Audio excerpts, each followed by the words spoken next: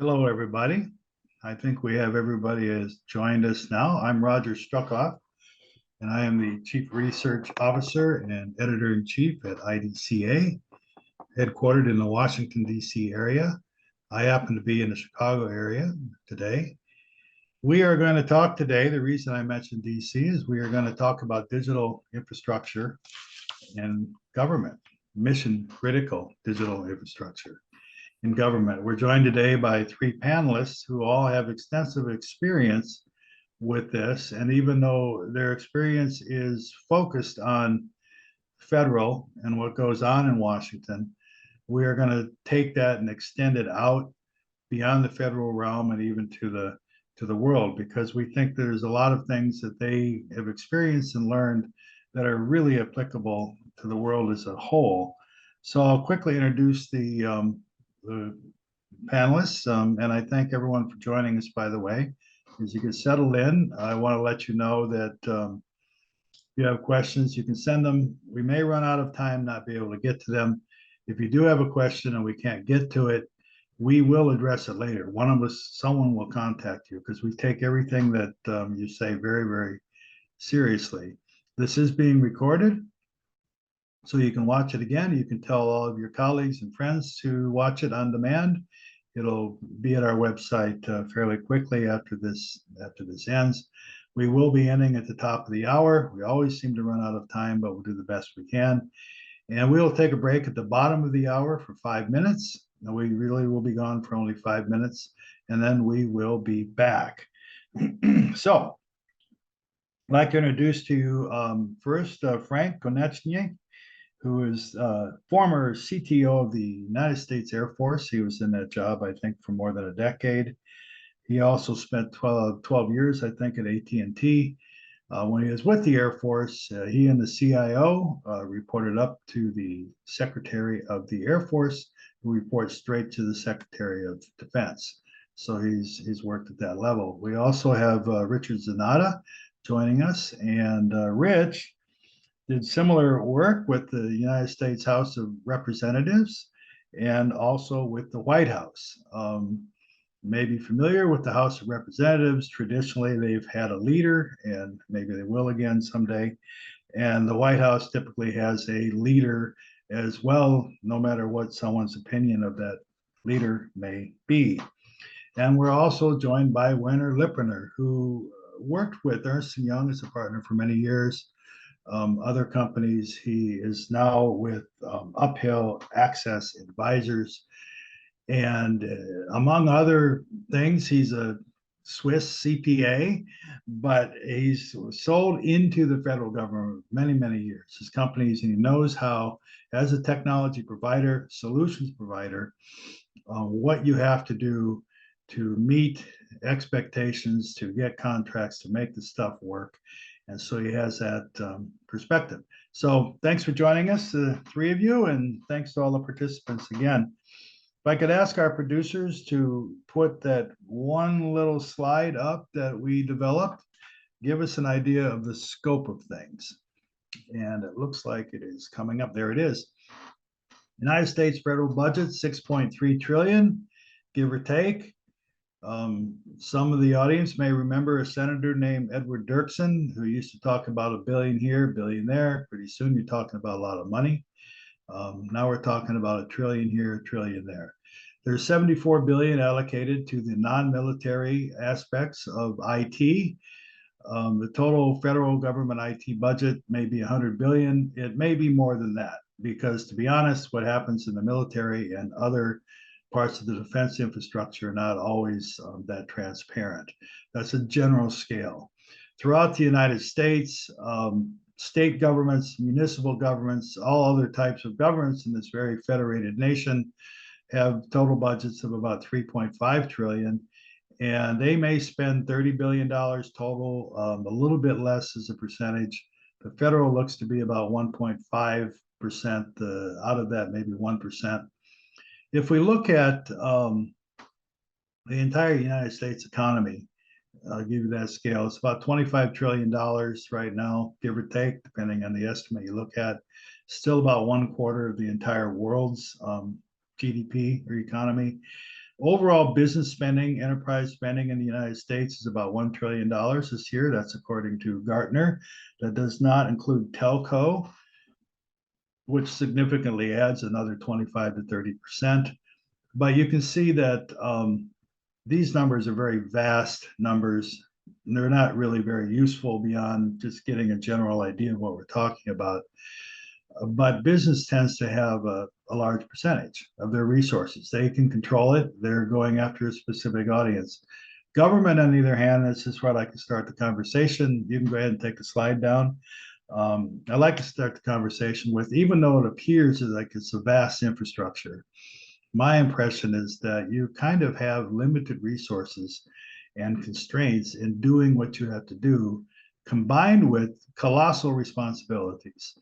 So any government agency, department has to reach 100% of whatever its constituents are, whether that's the entire employees of the military. And Frank was on the civilian side, by the way, just so we know, but he's serving the entire military aspect of it. Or if you're in a government agency, all the citizens that are involved. So Frank, let's talk a little about that. Am I sort of on base? You have fairly big responsibilities with maybe more constraints than one might imagine? Yes, that's the way it always is. Because, you know, the objective is the mission. And so the agencies all are working on the mission. A lot of the mission is involved in providing data, which is authoritative to your constituents. And so that takes a big effort because, first of all, it has to be available, has to be true, has to be up to date. It can't be, you know, late and it can't be wrong, but you have to defend that data because bad guys like to mess with the data as well as with your websites. And so there's a cybersecurity aspect to this as well. And then there's also the idea that if you have capability that has to be accessed by people all the time, you may have surge issues as well. And so that's why we all went to the cloud, basically to avoid having to have lots of hardware on the side that wasn't being used except, you know, when you had a surge. And that's one of the problems that we have with the IT professionals is that you have to be able to provide for capabilities that may only occur once a year. But when they do, you have to be able to take care of take care of your constituents and make sure that the system does not fail. And that's always a big deal because when something fails, you get into the headlines and therefore your agency is in trouble. There used to be that expression of you don't do anything that gets you on the front page of the Wall Street Journal, which is still holds true, whatever the media is. Rich, you're shaking your head. Yes, is that sort of now you've worked at the White House and the United States Congress? Is that sort of your general experience as well? Yeah, and well beyond that. So both my military time and what I'm doing today as the CTO for New Access, we see that every day. It's constant. You have to scale and build according to, as Frank said, what you're doing and to support your constituents.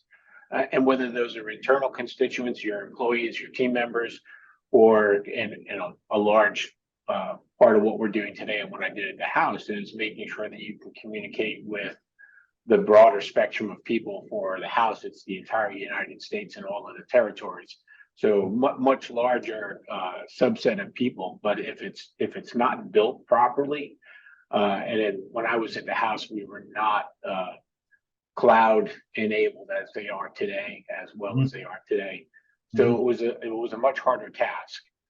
But making sure that people have that omnidirectional communications from their members of Congress or their, and I didn't work on the Senate side, but the congressional members can communicate out to their constituents clearly, concisely, and there's a two-way communications. So I agree with Frank. The systems have to be architected properly, scaled appropriately, and if they're not, that's you wind up on the front page of the Washington Post or whatever. It's you're up on the top fold, and your picture's there, and then it's downhill after that. This is not a good situation. Werner, when you are in the roles that you've taken over the past many years, how do you handle that, dealing with the constraints they have and the concerns they have, not only about bad guys, but about just performance? And you're still muted, but you'll come up. There we go. It's an interesting issue, right?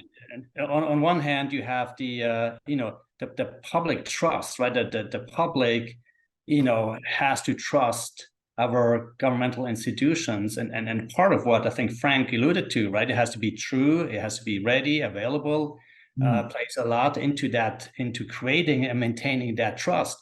The other side too is, the complications, I think, are at every level of government maybe slightly different, right? But you got, the federal government, that's one layer. But if you think about it more holistically, we got the federal government, state government, local government, and then we got recipients or beneficiaries or service providers that receive, federal dollars, and then everything goes back up in terms of reporting, right? So this is a whole ecosystem that has to be somewhat aligned, and I think that creates a challenge that is very different than on the commercial side. Yeah. Where it's on the commercial side, it's not 100%, right? It's Right. your customers, your trading partners, and the government. It's 100%. Not only citizens but also, tourists, others, right? I mean, it's a complete, complex user base, if you want. I mean, I've done a lot of work with big corporations, and when something goes wrong, the conversations can be pretty unpleasant, but we never have the President of the United States, Secretary of Defense, or Senator calling us out publicly for that. I want to throw up the first poll question if we can. It's kind of a funny one. We thought we really enjoy our polls and the responses that we get. This one, we're going to ease everyone into the polls today to see how they answer this first question when it comes up. It'll eventually come up, and we can. There we go. So, do you find it challenging? I was gonna put it like on a scale of 0 to 1,000 here, but we decided to do that, and the results are rolling in, and so far they're 100%. I want to see how many contrarians we have in the audience. Is what I want to see. I think that in business, you oftentimes have a contrary opinion, can be overruled. In government, that can happen, but maybe it's a little more democratic. And so I want to get to the bad guys and the threats in a second. But first, I'll go back to Frank and say, you've described the difficulty, but how do you handle sort of conflict? It must come up all the time among branches, among the different people who think they're in charge. Yes, that happens all the time, but that's normal. Yeah. People have different opinions, and this is one of those issues that you may have an opinion and you may not have opinion. And in the military side, everybody rotates. So you come in with a new idea, which may be an old idea or an idea that's been passed, but it may be able to, be effective in the new realm of technology and things. And so you have to understand that you're going to have conflict, but the conflict sometimes is very good. It's necessary to achieve better results. And as the government transforms itself, it actually has to do some process management, remanagement, and innovation.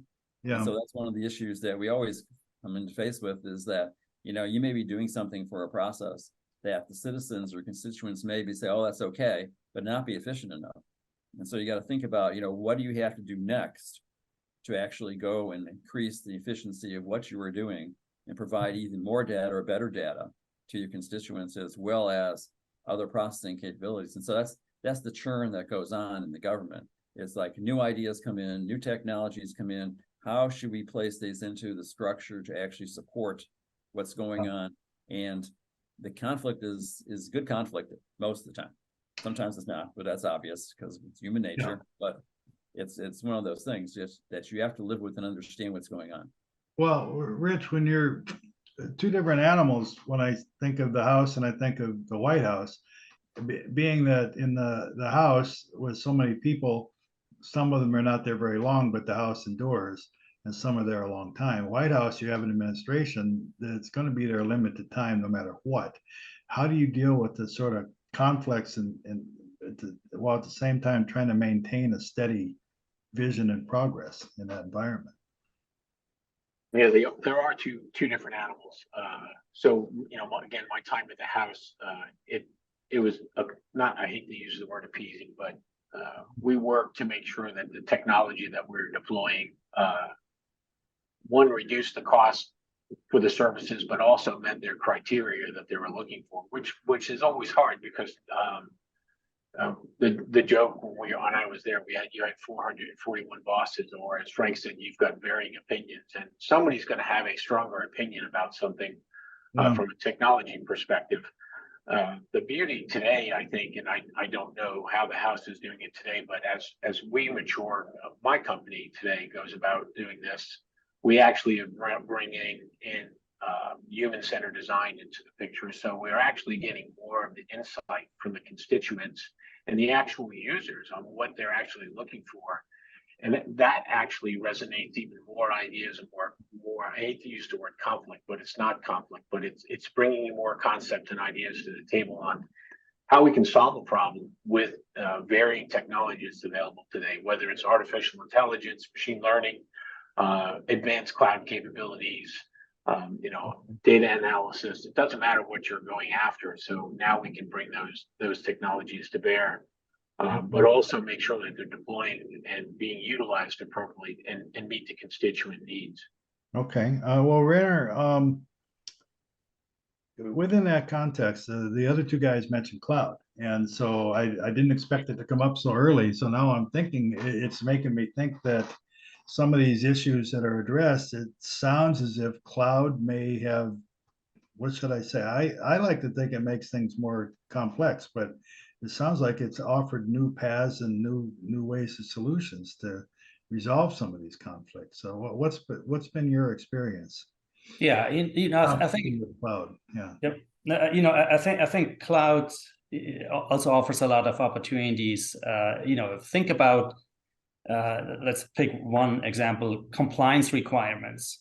Right? If we have discrete systems and we have compliance requirements to include security requirements, thinking about NIST 853 and others, with cloud and the introduction of processes like FedRAMP, where we can assess and validate once and use multiple times, right? That reduces the cost of compliance and hopefully create some standardization around the security posture. And I think that's just one example where I see a lot of benefits doing that. It also helps with the consolidation efforts, as opposed to having a high number of data centers that are catering to specific agencies or within the agencies to bureaus and further down. I think that leveraging the cloud infrastructure helps really on a multiple fronts, to include, reduction of cost. Creates, on the other hand, challenges too, right? When we think about procurement, it's a different model of procuring products and services. So there's a balance there, and I think that's it's that balance that creates a lot of conversations, and I think it's a balance that maybe slows down at times the decision process and the acquisition process. Yeah. But I think that goes to what Werner is saying too, is that it really goes to how you deploy. And if you don't understand what you're deploying, from a capability standpoint, and I'll think of a quick example. If you have a system that's only used, for an hour a day, there is no sense of going to the cloud. And this is where a lot of agencies fail. They will go out and they will deploy that same capability on a virtual server and in the cloud that is only used a short period of time a day. Now you're paying for that resource for 24 hours. In your data center, your corporate data center, your government data center, that 24-hour period, it doesn't matter. The electricity is paid for by the government. The machine is paid for its processing. When you move that to the cloud, you're increasing your cost. You're not understanding what's happening within your infrastructure at that point in time. So now you have to do it smartly. You have to analyze what your systems are doing, how they're being utilized, when they're being utilized, and when can I turn them off, or can I turn them on? It could be one of those systems that it has to be used 24 hours a day, like email. It's going to be up all the time. And thankfully, Microsoft and Google and all those guys provide that service for us today. But if it's another system, and maybe it can be shut down, and I can actually now start reaping the benefits of the cloud and save actual money that I can actually do other things with. Well, Well, Frank, if you follow up on that, with the military, not, I'll try to keep the jokes about military efficiency down, but, you have to turn things off with rotations, steady rotations in and out, which are probably even more quicker than the White House or even the House or the House as a whole. How do you maintain any sorts of, I guess you're tasked with having the longer view when you were doing that. I mean, how Yes. do you maintain a modicum? It's the civilians that maintain the continuity. Yeah, okay, yeah. They're there for a long duration usually. Yeah. They're the ones that actually are there, that actually say, you know, I have history, I understand what's going on, and I can, you know, keep on going. Yeah, Because that's one of the problems that we've always had, is that, I mean, I went through, I think, 6 CIOs when I was there, and everyone had a different opinion as to what they should be doing or what I should be doing and everything else. And it's just a consolidation of understanding, you know, the history of what the mission has been and where it wants to go. And that always falls back to the civilians. we, by the way, 93% of the people said that they find government IT to be challenging. Can we put the second question up too on the poll? And I was thinking about what percentage of the entire electricity consumption of the cloud, and this is sort of a serious question, would be saved if we just turn stuff off that shouldn't be running. It seems like there is some of that here and there. You get different people in business too. They come in and they replace someone. They may not be aware of all the instances and what they're doing. I mean, how significant an issue is that, Rich? You mentioned it. Yeah, I think it's hang on. Mhm. I guess from, you know, and I ran data centers for the government, particularly for the House and actually in the military. So we have probably a pretty simple view of the buildings that we're in. They actually probably weren't designed to be data centers in the beginning, and they just became them. In particular, the ones I used to operate at the House, they definitely were not data center, and they weren't very efficient. And then, you know, to go to one step further, that today data centers are architected and designed from a lot of different varying aspects, you know, physical security being one of them. And you can't have your data center infrastructure be taken out by let's say a rodent. And I've had raccoons crawl up into the power substation where I worked and take out an entire substation. And it took down the entire data center for a short period of time. But a short period of time in data center is a lifetime. So, you know, all of that has to be accounted for today. And, you know, can we shut some of those things off and do it more efficiently in the cloud? Probably can. Yeah. But there will be some agencies out there that will always maintain a data center of some type. Yeah, we have answers to our second question. The questions are going to get more difficult, by the way. So they're not all going to be quite this level. So everyone knows. How critical is the government's data center and cloud infrastructure? 93% said it's very critical. Nobody said it was not critical. One thing that struck me when I was looking at the overall numbers for spending, data centers per se were a very small percentage. The big picture, 30 to 40% is services, but the data centers are the heart and soul of all of this, and you have a problem there, then it's going to cascade out and everything dies. So Werner, though, on this part of the conversation, when you're working with government, how much follow-up can you do after you design the perfect solution and gets deployed, everybody's happy, even if you're trying to keep up with the technology, how much a role can you play in ensuring good operational efficiency down the road? Or is that just something you cannot do? You know, I think it depends a little bit on the agency, because I think culture matters a lot. You know, I think every agency, every department has a little bit of different culture, maybe driven by their mission. And I think when it comes then to really the governance, ongoing governance, and reporting and management of the operation, you see a lot of differences, and some of them are more inclined to do that and more incentivized to do it than others. I think that's really, the approach has to be, I don't think the approach can be normalized. I think really trying to get aligned with the DNA of an agency, respect their culture, and have an approach that works with their culture. I think that's the best way to go about this. We've gotten some interesting questions, and so we're going to take a break here in a few minutes, and there are some other things I was going to mention about standards, but maybe we can just agree that standards are important. High-level standards are good. They can at least try to enforce some sort of discipline, because the questions we're getting, one of them is, we may have to wait till after the break to address them. But with tech refreshes always in play, how do you create an efficient method of deployment so you're not always behind the commercial industry? And how important is that issue? But then very specifically, how does the government determine when to put a workload in a co-location data center or use the cloud? So first question, tech refreshes in play, how do you kind of keep up? Frank, I saw you smile on that one, so you get to answer that one first. All right. It's a very good question, because it's very hard to actually do this, especially when, like in the Air Force, when you have 160 some bases that you have to tech refresh. And so there has to be a plan based upon the criticality of the mission and why you're tech refreshing, as opposed, because you can't all do it one day. It's an impossible effort. So you have to plan this out really well as to what criticalities you want to achieve and why you want to do the tech refresh.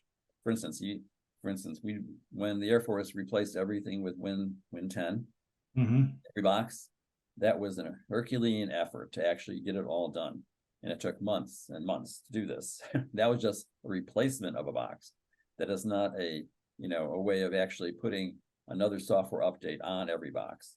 There's tools for doing that now, which makes life easier, but you still have to watch what you're doing, and you have to plan it out correctly. It just takes effort for the plan and understanding. Do your testing first, make sure it works, and then determine what sites or what areas that you want to actually field first, evaluate that, and then start doing the rest of it.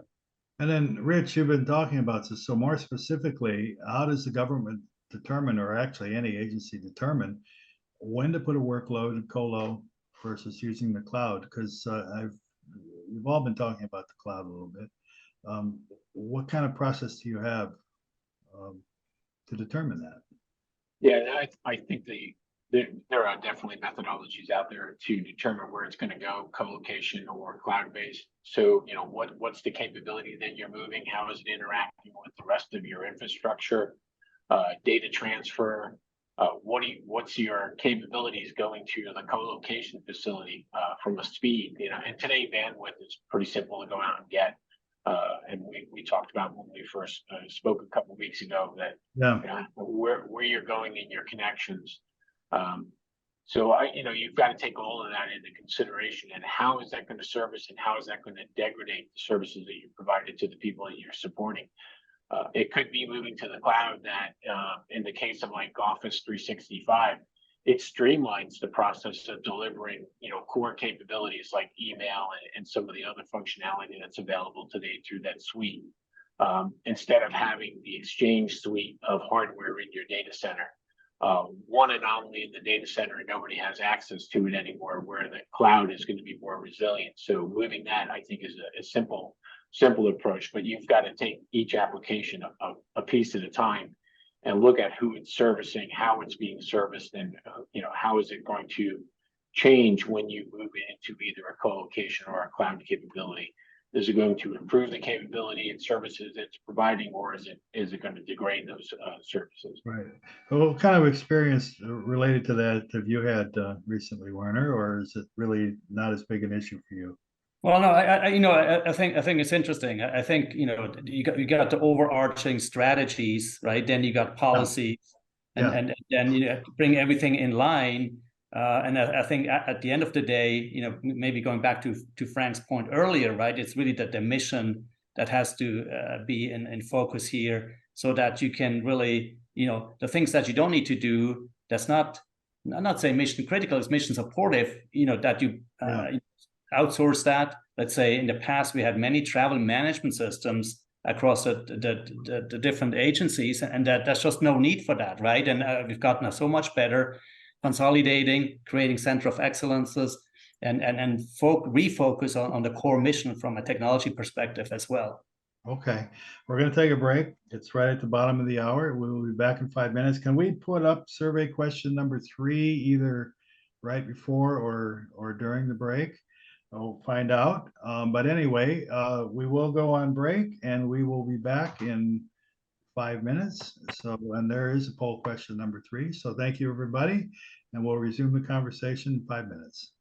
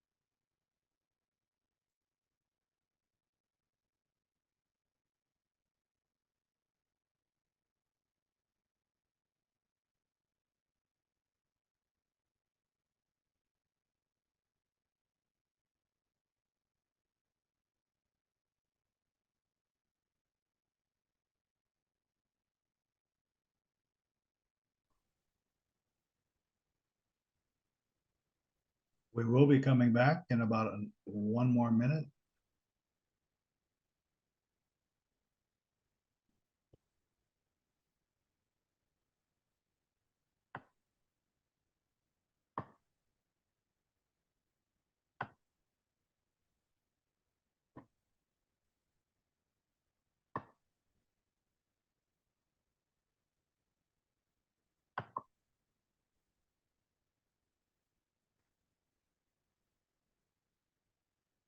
I see all of our panelists are here. Thank you for returning. I still see a screen on mentioning intermissions, so we'll wait, but I think that screen is now gone. Thank you, everybody, for coming back. Wow, everybody's still here. That's great. We've had a first half an hour. That was a lot of fun and flew by. And we ended up with a question about education. It's not really something we've talked about per se. It's implied that our panelists today have tremendous experience in education in this field, and it's pretty necessary if you want to get things done. Our audience said that education and professional training within the government handling of infrastructure has a high impact. 60% said it had a high impact. 29% said it has a moderate impact, and 10% said it has a low impact. We've got to talk to you people. And so thank you very much for that. We want to talk about the bad guys at some point. We have so many other things that we'd like to talk about, but without getting, before we spend too much more time, let's talk about the bad guys, because threats are something that any sort of personal computer owner is concerned about. Enterprise IT is concerned about. But speaking of potential disasters and a very huge spotlight, which is not really the biggest problem compared to the problem of what the bad guys are actually doing. Rich, I think we were speaking about this a few weeks ago, and I think he mentioned that you can measure the number of attacks on an institution such as Congress in the numbers of potential attacks per second, not per hour or day. Is that correct, Rich? Is that dire? It's, well, again, it's been years since I've been there, but when we used to go into the SOC and one of my coworkers who was the CISO, it was the shock and awe. And I'm sure Frank has seen it from the Air Force perspective as well. And you walk into a SOC and you see where the attacks are coming from. And it's not just outside of the United States. There's an attacks that are emanating from inside of the United States. But the more concerning ones that are coming from the nation states, and it's a constant barrage. They are looking for any exploit that they can, and I think today that's probably exacerbated even further with as great as artificial intelligence is. That's the other side of the sword. Artificial intelligence can be used for those nefarious reasons today, and it increases that attack. Today?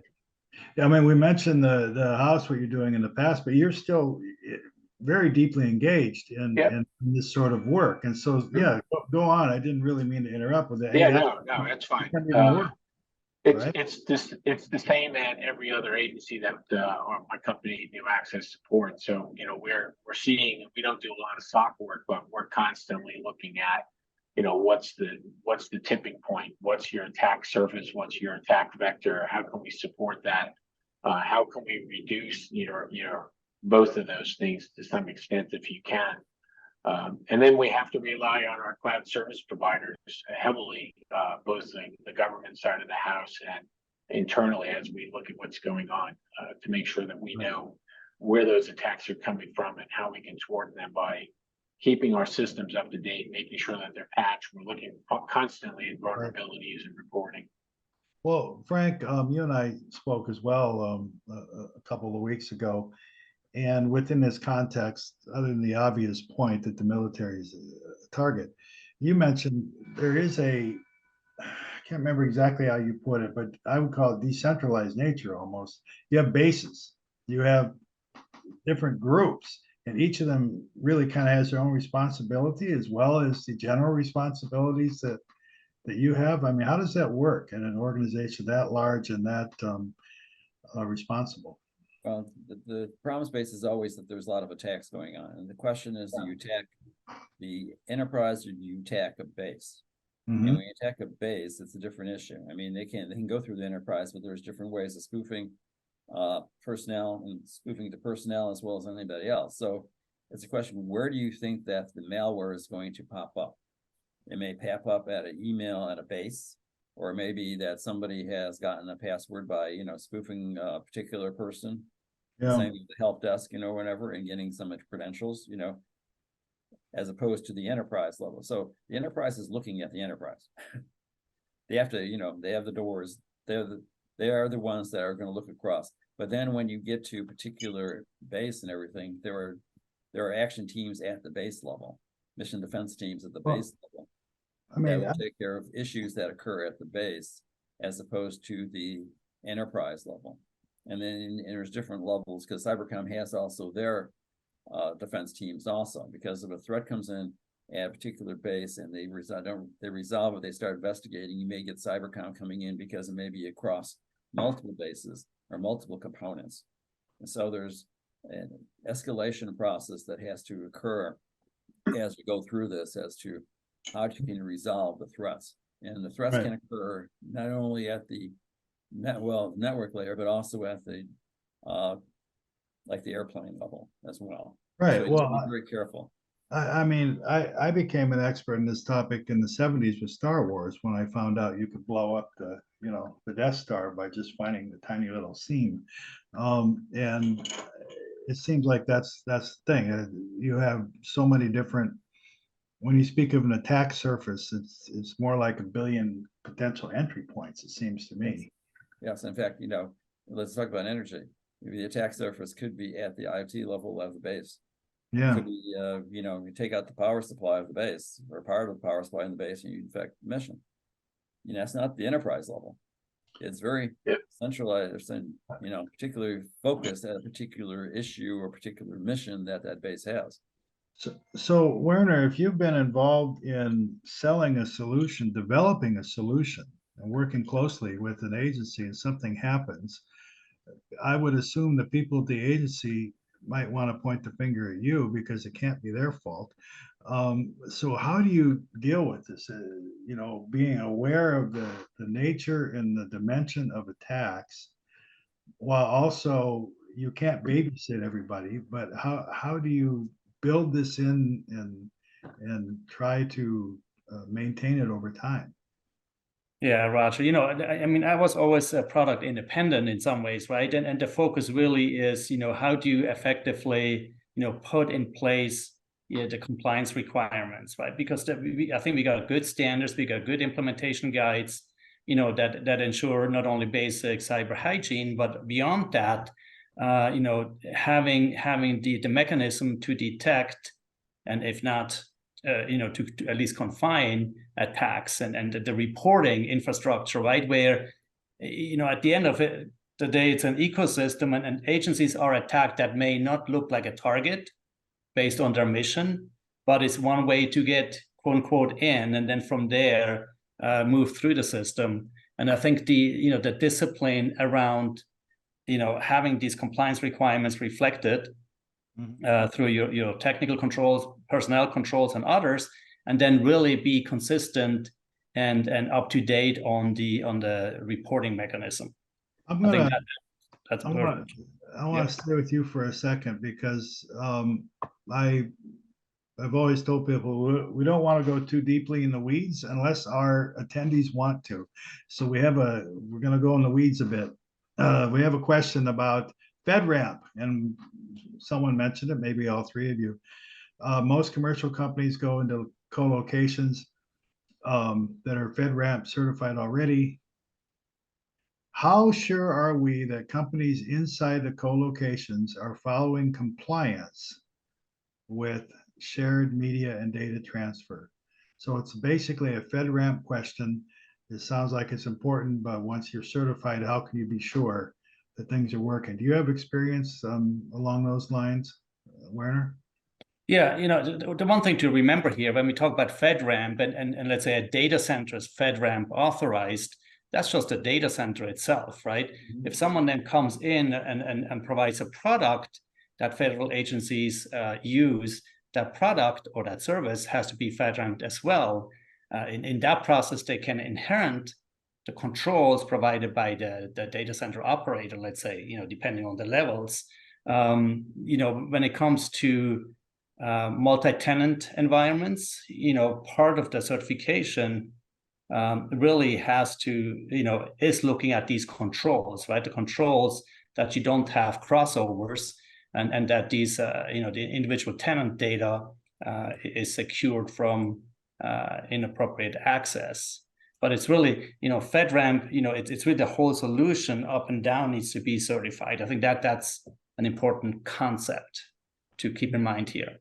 Well, Rich, what's your experience? Yeah, you have to keep in mind too that the actual physical data center itself is not FedRAMP. So it could go through a certification like a SOC certification, and or NIST, you can get evaluated. The actual physical confines is not. It's up to it's the cloud service providers' capabilities that are being FedRAMP compliant. And in most cases, they're not intermingled with other capabilities. They can be, at least none that I've seen. Microsoft maintains the full-on data centers that are just for their government-provided capabilities, and they're not in the co-location business. You do have other vendors out there that have FedRAMP capabilities within data centers. Now you have to take a really, really hard look at that physical data center, and not to talk, from the IDCA standpoint, having gone through a lot of their training. You've got to look at the data center. You've got to look at them. What does that physical structure look like? How is it architected? What risk does that physical infrastructure have? And I'll give you a short example, and I won't tell you what data center it was, but it's a critical piece of infrastructure for communications. But this particular building, you can walk up alongside the wall, and if you really wanted to be nefarious, you could put a satchel charge right there and take out that data center. This is really nice to know. Yeah, it's something nice to know. But again, I'm not going to say what data center it is, but you have to look at it on a case by case basis. Right, you have to look at what's FedRAMP and what isn't FedRAMP. Data centers themselves are not a piece of FedRAMP. It's the infrastructure inside there. Well, Frank, your entire life wasn't with the Air Force, but whether that's relevant or not, but also I know you worked at AT&T for a while, and you're doing other things now. How does this whole FedRAMP discussion intersect your world? Okay, the FedRAMP is interesting. The government, the DoD has a FedRAMP plus, if you will. They have more controls required, but the problem is that just because it's a FedRAMP data center or a government approved data center doesn't mean that the application you put on that is actually secure. Yep. You have to understand that. It's not like a tool. If you put a tool on it and you say you're going to use it, maybe you get the tool FedRAMP approved or government approved to actually be utilized. But when you actually start using it or putting another particular system on that system, you have to ensure the security yourself, or the provider has to. I mean, you get some relief of the underlying structure and you can use those NIST controls accordingly, but there's lots of other controls that are necessary on top of that, besides just the data center controls. Let's put up survey question 4 if we can. Can all of our panelists stay an extra 5 minutes or so, or do we have to leave right at the top of the hour? Okay, but not more than 5. And I assume the same is with the attendees, just in case we run out of time, because we're getting short, of course. What do you perceive as the biggest challenge in government digital infrastructure projects? So after this discussion we've had so far, we'd like to see the choices of legislative hurdles, bureaucratic delays, equitable service, technical limitations, budgetary constraints. Bureaucratic delays is winning. I guess it's not a surprise. And a few more answers coming in. Now, bureaucratic delays is going to be the big winner. No surprise there. But technical limitations mentioned, but with 60% of the audience responds to bureaucratic delays as the number one challenge. Technical limitations, legislative hurdles, and budgetary constraints all are about equal sharing the other 40%. Bureaucratic delays, I guess I didn't want to talk about them, but I guess we're gonna have to. I'll go back to you, Frank. How do you deal? Is that Part of the process. rather than wringing our hands, there's a lot more to it in that phrase. I mean, how do Yes. you deal with that? The problem is the process. Yeah. Okay. And if the process says you have to go through 25 steps, you have to go through 25 steps. Yeah. Now, what you're trying to do is you're trying to, streamline the process in various ways, and that's where you want to do process improvement a lot, because you've noticed that the bureaucratic delays do take a while, and a lot of times you have to get agreement across the board from multiple groups within your organization to actually achieve something, and that's what takes the longest amount of time. And let's put it this way: the bureaucratic delays in procurement is really a big deal too. It takes a while to actually, takes a while to agree on any requirements or changes you want to make, and then it takes a while to figure out your procurement strategy, and then you have to procure, and all those take a long time. So when we always say, you want to market to the government, that's cool. It's going to be, assume it's going to take 2 to 3 years, just because of the way that structure actually works, and it takes a while. Now, there's efforts to streamline, but again, it's a difficult thing because you can't cut people out of the loop. Yeah. So I mean, like you say, if there's 25 steps, that's what it is. Rich, you seem to be in pretty emphatic agreement with this. Oh yeah, you're still living in that world. Yeah. I live on the other side of that world now. Right. But I think and I think 100% Frank will agree with me. One of the things that needs to change and if you go back to Frank's example on life cycle replacement and deployments, what we lose sight on is it takes a long time to do comprehensive IT projects. They're not something that you decide on Friday afternoon that you're going to do, and Monday morning they're done. It doesn't work that way. So a couple of things: the bureaucratic process for procurement definitely needs to change. But the other piece that needs to change is how IT money is appropriated. We need to go into a world where it's no year money, and when you start a project, you're not bound by October 1st to September 30th. And you've got to get it done. And and right now, if we're in a continuing resolution, you can't start any new projects because you're bound by the continuing resolution. So you're handcuffing the people that are doing the things that need to be done and sustained. So streamlining the procurement process is a must-have. Moving to no year or a multi-year appropriated funds for IT support, especially cyber, has to happen. We've got to stop this 1 year cycle process. Okay. Werner, what's your experience and how do you maintain your sanity? Yeah, no, I think Frank and Rich, I think that they both nailed this one. The procurement is especially when suddenly IT becomes more service oriented, right? And now suddenly it's O&M, and O&M normally is part of the annual cycle. Which has its complications, particularly when we have a CR, and that just slows down a lot of the things. On one hand, the procurement process too. I understand there's some requirements to make it fair and open and transparent, but that has a little bit of a price tag or a little bit of tag in terms of timing and all that. It's an interesting, it's a fine balance, really.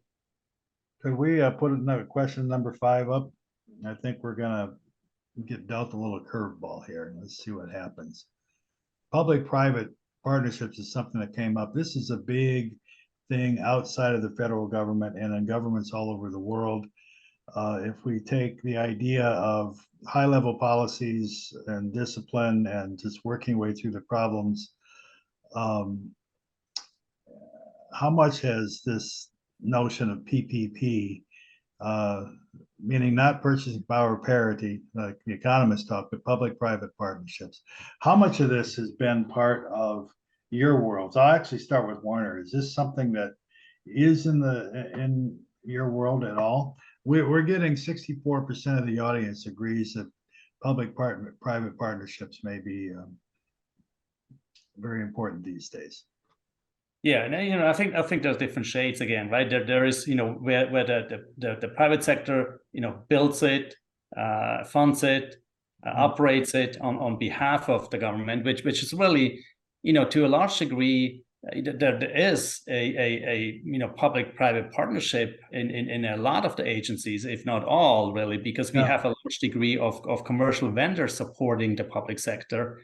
And if you look at an agency like a NASA, the degree of internal versus external workforce participation, it's extreme, right? So, and for good reasons. But so I think there is a lot of I think that the private sector is an integral part of our government. I mean, operating it. I think that's just on the it's on both the administrative and the mission side. It's there, but it's not the classic sense of public-private partnership.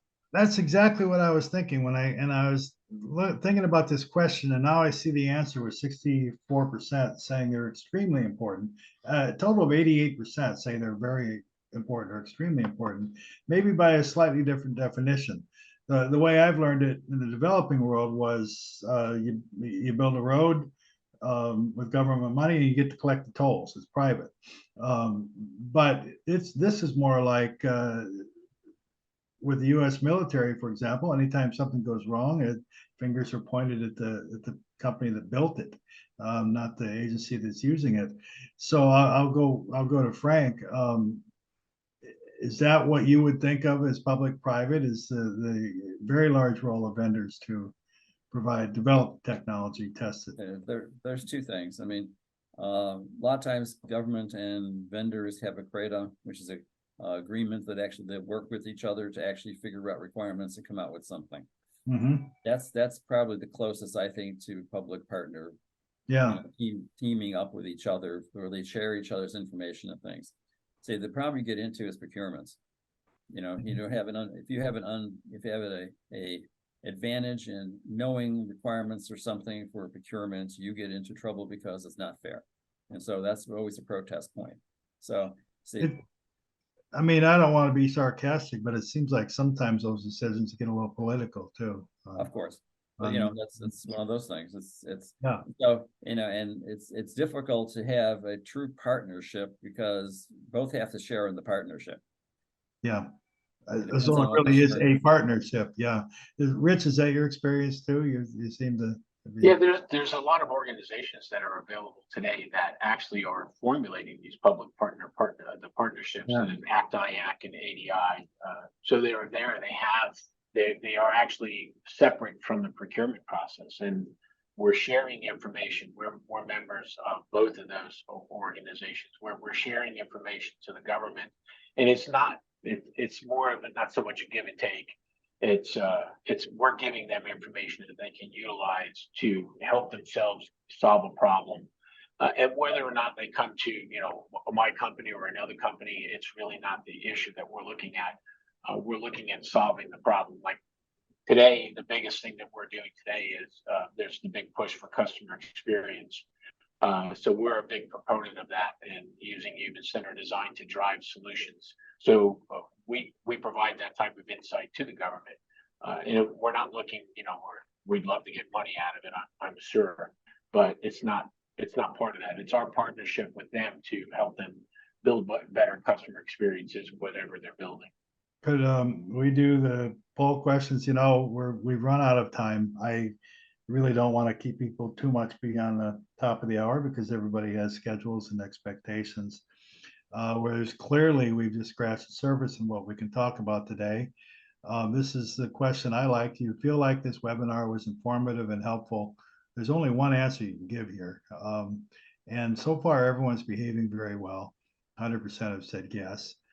And which is what they've said in the past. I want to emphasize again, if we didn't get to your question today, and there are a couple that we did not get to fully, please be assured that we're aware of it, and we will be talking to the panelists, and somebody from either IDCA or the panelists will be getting back to you on that. and want to make people aware that we're going to talk about sustainability. We do these things at the third Wednesday of every month at 11 a.m. Eastern. Third Wednesday every month, 11 a.m. Eastern. Next month on Wednesday, November 15th, we're going to talk about sustainability, climate, and digital infrastructure. It's a relevant topic to anyone, including everyone who's watching today. And on Wednesday, December 13th, we're going to talk about the human impact of AI, which I mentioned before, and that's relevant as well. I have to admit, when this third wave of AI came up a couple of years ago or a year ago, I was skeptical, but it cannot be ignored.